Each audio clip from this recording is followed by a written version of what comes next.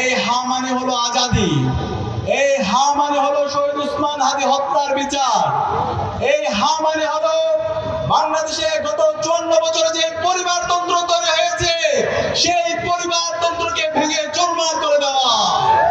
জুলাই বিপ্লবের মাধ্যমে বাংলাদেশে যে প্রজন্ম তৈরি হয়েছে সেই প্রজন্ম বাংলাদেশের ইনসাফের পক্ষে অবস্থান নিয়েছে।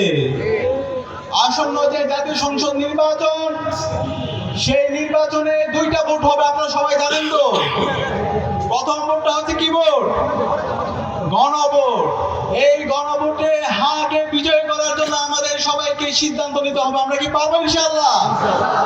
আমরা যারা এখানে উপস্থিত হয়েছে প্রত্যেককে একজন অ্যাম্বাসাডর হতে হবে। এই সিলেটের প্রতিটি পাড়ায় মহল্লায় গণভোটে হাকে বিজয় করার জন্য আমাদেরকে ক্যাম্পেইন করতে হবে। আমরা কি পারবো ইনশাআল্লাহ? এই হা মানে হলো আজাদি, এই হা মানে হলো শহীদ উসমান হাদি হত্যার বিচার, এই হা মানে হলো বাংলাদেশে গত 54 বছরে যে পরিবারতন্ত্র তৈরি হয়েছে সেই পরিবারতন্ত্রকে ভেঙে চুরমার করে দেওয়া। এই হা মানে হলো জনগণের যে প্রকৃত ক্ষমতা সেই ক্ষমতা জনগণের হাতে তুলে দেওয়া। এই হা মানে হলো আমার এই বাংলাদেশের কৃষকের টাকায়, শ্রমিকের টাকায়, রিক্সা চালকের টাকায় আমার যে দেশ চলে তাদের সন্তানকে আগামীর রাষ্ট্রনায়ক বানানোর জন্য ক্ষেত্র তৈরি করা।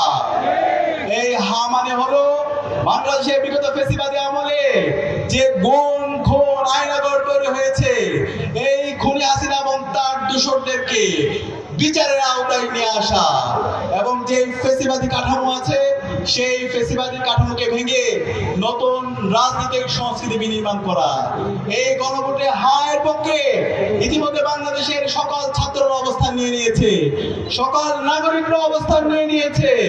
সুতরাং এই গণভোটে আগামী 12 ফেব্রুয়ারি আমাদের প্রথম যে সিলটি পড়বে এটা হচ্ছে গণভোটে হায়ের পক্ষে সিল। আমরা পারবো তো ইনশাআল্লাহ? ইনশাআল্লাহ।